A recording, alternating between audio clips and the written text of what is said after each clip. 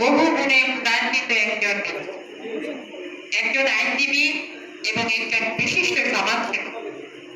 এই যে সমাজসেবাকে পেশার মতো নেশার মতো সঙ্গী করে দিচ্ছে সে হলো আমারই খুব কাছের বন্ধু। আমি আমার সংগঠনের পক্ষ থেকে এবং আমার ইসের পক্ষ থেকে আমরা একটা করতালি দিয়ে তাকে অভিনন্দন করি। আর আজকের অনুষ্ঠানে আমাদের এখানে কিন্তু একটা হিসেবে উপস্থিত আছে যিনি তার জীবনটাকে কাটিয়েছেন সম্মানের পেশায়, মানবতার পেশায়। সে হলো আমার দাদা নীল মোহাম্মদ মিনু। আমাদের আরেকজন রাবেয়া, যিনি ওনার আম্মার সাথে আমাদের খুব ভালো সম্পর্ক। একজন তার ওয়াইফও ডাক্তার, যারা মানবতার সেবায় নিয়োজিত করে আছে। উপস্থিত আজকে সঞ্চালক এবং আমার সাথে উপস্থিত নারী নেতৃবৃন্দ, উপস্থিত বিভিন্ন সংগঠনের সভাপতি, সাধারণ সম্পাদকবৃন্দ, সবাইকে জানাই অনেক অনেক ভালোবাসা এবং শুভেচ্ছা। আসলে স্বেচ্ছাসেবী সংগঠন, আমরা কিন্তু শহীদ রাষ্ট্রপতি জিয়াউর রহমান যখন রাষ্ট্রীয় ক্ষমতায় বসে তখন কিন্তু সমাজ কল্যাণ মন্ত্রণালয়ের একটি মন্ত্রণালয় তৈরি করেছিলেন। ওই মন্ত্রণালয়ের আওতাধীনে কিন্তু আমাদের সমাজ সেবা অধিদপ্তর।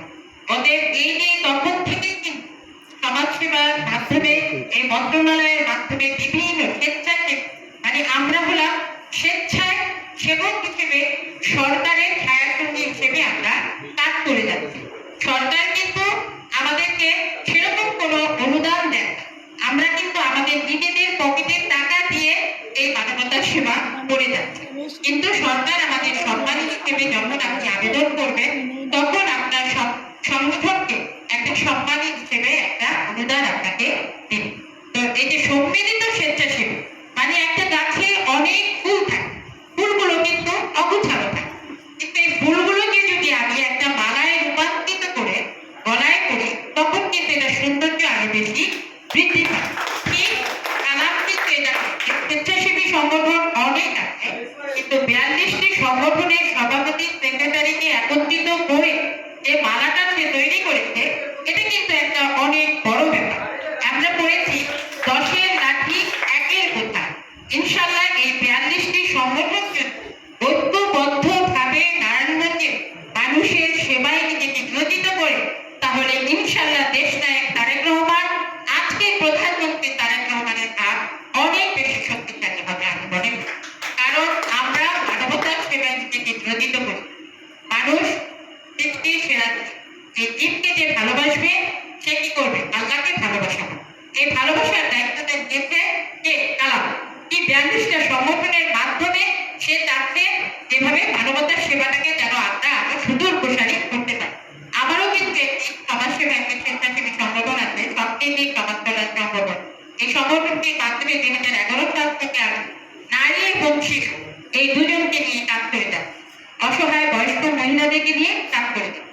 এখানে এই যে রেহানা আছে, নুরজাহান আছে, আরতি আছে, এরা কিন্তু দীর্ঘ সময় ধরে নারীদেরকে নিয়ে কাজ করে যাচ্ছে। ইনশাআল্লাহ নারীরাও এগিয়ে যাচ্ছে, কোন রকম ভাবে নারীদেরকে অবহেলা করা যাবে না।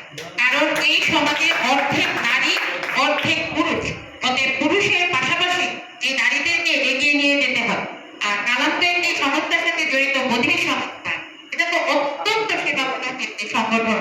এই সংগঠনটার মাধ্যমে সে কাজ করে যাচ্ছে।